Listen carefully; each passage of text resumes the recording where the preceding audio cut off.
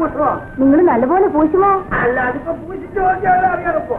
കൊച്ചമ്മേ, ഞാൻ അറ തുറന്നേ പാത്രങ്ങളൊക്കെ എടുത്ത് കൊടുക്കട്ടെ? വേണ്ട, ഞങ്ങൾ എടുത്തു കൊടുത്തോളാം. ബാക്കിക്ക്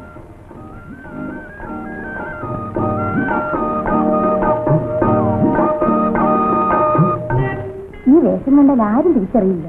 പരമോണ് ലക്ഷ്മിക്കുട്ടി ഒന്ന് കാണണം. അക്കാര്യം ലക്ഷ്മിക്കുട്ടിയോട് നേരിട്ട് പറയാൻ നിന്നോട് പറഞ്ഞപ്പോ നിനക്കൊരു പേടി. അതുകൊണ്ടാണ് നമ്മൾ ഈ വേഷം എടുത്തത്. കള്ളിവൃത്തായല്ലേ? അടച്ചോമ്പാൻ വിചാരിച്ചപ്പോൾ നമ്മളെ പിടികൂടൂല. മൂപ്പിലെവിടെയുണ്ട്? മുൻപുറത്തുണ്ട്. വേണ്ടി വന്നാൽ നമ്മൾ മൂപ്പിലിനെ ഒന്ന് പൂശും. മണ്ടത്തിലൊന്നും കാണിക്കരുത്. നിന്നെ നമ്മൾ പൂശും. ഈയം കൊണ്ടല്ല, അത്ര കൊണ്ട് നിന്നെ നമ്മൾ പൂശും. അതെ, ഇപ്പൊ പോയ രണ്ടുപേര് ലക്ഷ്യക്കുട്ടിയാണ്.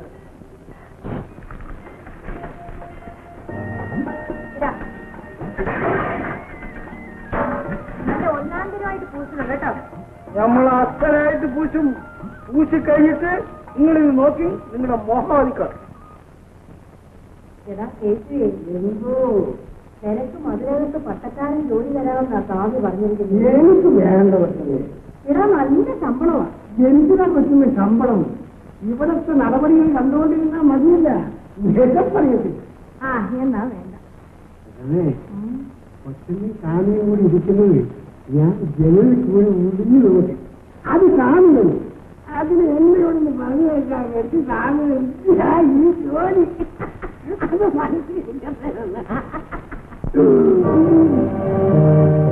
എന്തിനാ എന്നെ വിളിപ്പിച്ചത്?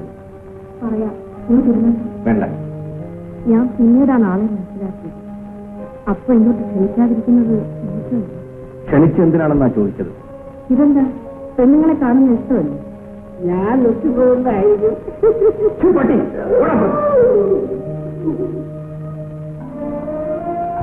ഞാൻ അങ്ങോട്ട് കയറി ആർക്കും മുഖം കൊടുക്കാറില്ല.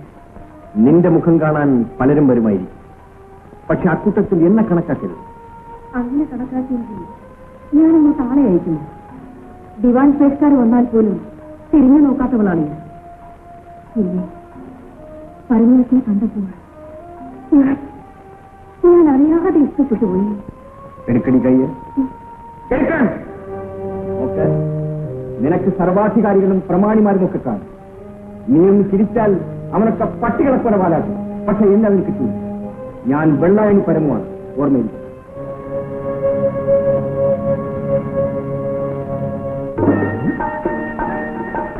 നമ്മള് പാത്രങ്ങളൊക്കെ അസ്ഥിരായിട്ട് പൂശില്ലേ?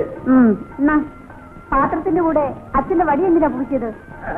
പ്രമാണി എങ്ങനെ വടിയല്ലേ? അതും വയസ്സായി കാണും. മൂപ്പരുടെ തലമുടി പോലെ അതോട്ട് വെളുത്തിരിക്കട്ടെ. നമ്മൾ അച്ഛൻ കണ്ടോ ഓടിക്കും. ഓടാൻ തയ്യാറായിട്ടാണ് നമ്മൾ വന്നിരിക്കുന്നത്. അതെന്താ? നമ്മൾ വന്നത് ലക്ഷ്മിക്കുട്ടിയോട് രഹസ്യം പറയാനാണ്. എന്ത് രഹസ്യം? പരമോളെ ഇന്ന് രാത്രി കുഞ്ഞിനെ കാണാൻ ആ കുളക്കള ഇവിടെ കാത്തു നിൽക്കും. തോറ്റം പോയിട്ട് കേൾക്കാനാണെന്ന് പറഞ്ഞ് ഇറങ്ങി വന്നാ വരുമോ? അറിയരുത്.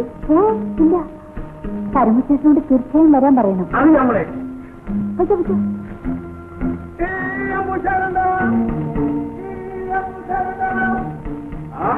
അവൻ അത്രയ്ക്കാണ്. അക്കമ്മ എന്ന് വിചാരിച്ചാ അവൻ എന്നോട് പറഞ്ഞത്. ഏതായാലും രാത്രി അവൻ കുളപ്പുരമാടിയത് വരട്ടെ. അവന്റെ കാര്യം ഞാൻ വെട്ടിയെടുക്കും. നീ എന്തൊരു മണ്ടത്തരപ്പെടാ കാണിച്ചത്? ലക്ഷ്മിക്കുട്ടിയോട് പറയാനുള്ള കാര്യം പോയി ആൾക്കുട്ടിയോട് പറഞ്ഞിരിക്കുന്നു. അവന് കൈയോട് ഒരു അമ്മയോട് പറഞ്ഞു കാണിച്ചു. ഇനി ലക്ഷ്മിക്കുട്ടി പുറത്തേക്ക് വിടുവോ? പുറത്തേക്ക് വിടണ്ട. പിന്നെ ഞാനെങ്ങനെ ലക്ഷ്മിക്കുട്ടി കാണുന്നത്? നിങ്ങൾ കിടന്ന് പിടയ്ക്കാറല്ല, കുട്ടി പാറെന്ന് അറിഞ്ഞുകൊണ്ട് തന്നെയാണ് നമ്മളവരോട് പറഞ്ഞത്. എന്തിനാ? അതല്ലേ നമ്മുടെ പുതിയ ഷൂണ്ട് പറഞ്ഞു. നിന്റെ ഷൂണ്ട് പറഞ്ഞു. അണ്ണാ, അണ്ണന്റെ മാമ ഉണ്ടല്ലോ, ചൈത്താൻ മാമ, അയാൾ ആ വീട്ടിലുള്ളത്തോളം കാലം പഴക്കം വിചാരിച്ചാൽ പോലും അണ്ണന് ലക്ഷ്മിക്കുട്ടിയെ കാണാൻ സാധിക്കില്ല. ഇതാകുമ്പോ മാമൻ ആഴം കൂട്ടി അണ്ണനെ പിടിക്കാനായിട്ട് കുളത്തിന്റെ കരയിൽ കാത്തു. ആ സമയത്ത് അണ്ണൻ നാഴിക ചെന്ന് ലക്ഷ്മിക്കുട്ടിയെ പിടിച്ച് വെളിയിലോട്ട് ഇറക്കി നേരം വിളിക്കുന്നത് തോട്ടം പാട്ട് പാടിക്കോ. എന്താ പോലെ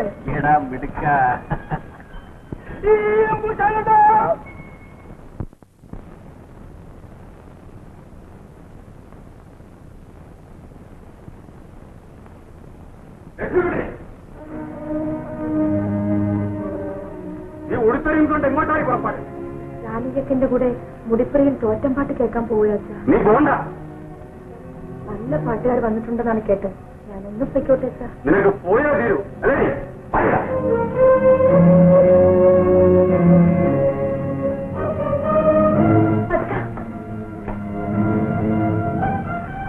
ഞാൻ ജീവിച്ചിരിക്കുമ്പോൾ അവന്റെ ഉദ്ദേശം നടക്കില്ലടി. എന്താ ഇവിടെ ഇതിനകത്തൊന്ന് പുറത്തിറക്കാൻ നോക്കിക്കോളൂ. കുളപ്പുര മഴയിൽ പോയി ഞാൻ അവനൊന്ന് തർക്കിച്ചിട്ട് വരാം. അപ്പച്ചി അരക്കവട്ടുകടം നന്നായിട്ട് ഉറങ്ങിക്കോ. പാറുക്കുട്ടി, എന്റെ പൊന്നു പാറുക്കുട്ടിയല്ലേ, ഒന്ന് തുറക്ക പാറുക്കുട്ടി. അച്ഛൻ മടങ്ങി വന്നിട്ട് അതിരാവിലെ തുറന്നുവിടാം.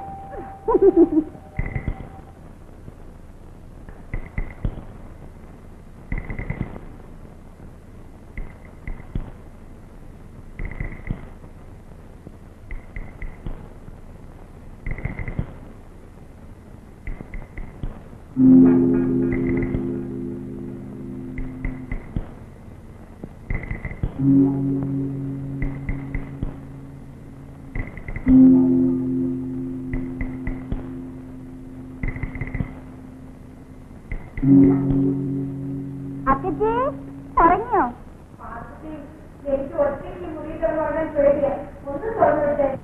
അത് മാത്രം വേണ്ട, പേടിക്കാതെ കിടന്ന് ഉറങ്ങിക്കോ.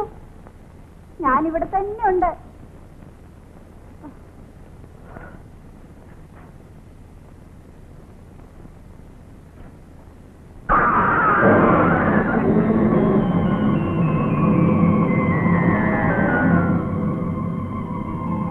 പഴമുള്ള വന്നോ?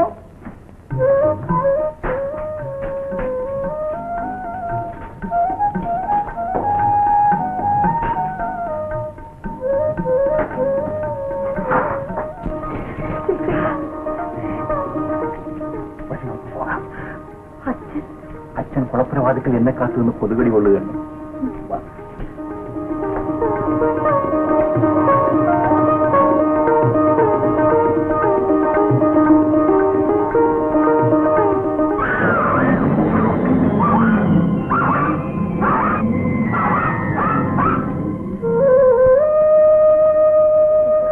ചേട്ടൻ വന്നിട്ട് അച്ഛൻ എന്നെ ഒന്ന് കാണാൻ പോലും അനുവദിച്ചില്ല. എല്ലാം എനിക്കറിയാം ലക്ഷ്മി. ഏതായാലും നീ എന്നെ മറന്നില്ലല്ലോ. ചേട്ടൻ നാട് വിട്ട് പോയെങ്കിലും എപ്പോഴും എന്റെ മനസ്സിലുണ്ടായിരുന്നു. എന്റെ പേരിൽ നിന്റെ അച്ഛൻ നിന്നെ വളരെയധികം ഉപദ്രവിച്ചുവെന്ന് എന്റെ അമ്മ പറഞ്ഞു. അതിനൊന്നും എനിക്ക് വിഷമമില്ല. ചേട്ടനെ ഒന്ന് കാണാൻ കഴിഞ്ഞല്ലോ, അത് മതി. ലക്ഷ്മിക്കുട്ടി, നോക്ക്, നീ എന്റെ മുറപ്പെണ്ണാണ്. ആരൊക്കെ എതിർത്താലും നിന്റെ വീട്ടിൽ വന്ന് നിനക്ക് പുടവതെന്ന് ഞാൻ വിളിച്ചോണ്ട് പോകും. നീ എന്റെ കൂടെ വരാൻ തയ്യാറാണ്? ഞാൻ ജീവിച്ചിരിക്കുന്നത് ചേട്ടന് വേണ്ടി മാത്രമാണ്. ലക്ഷ്മിക്കുട്ടി,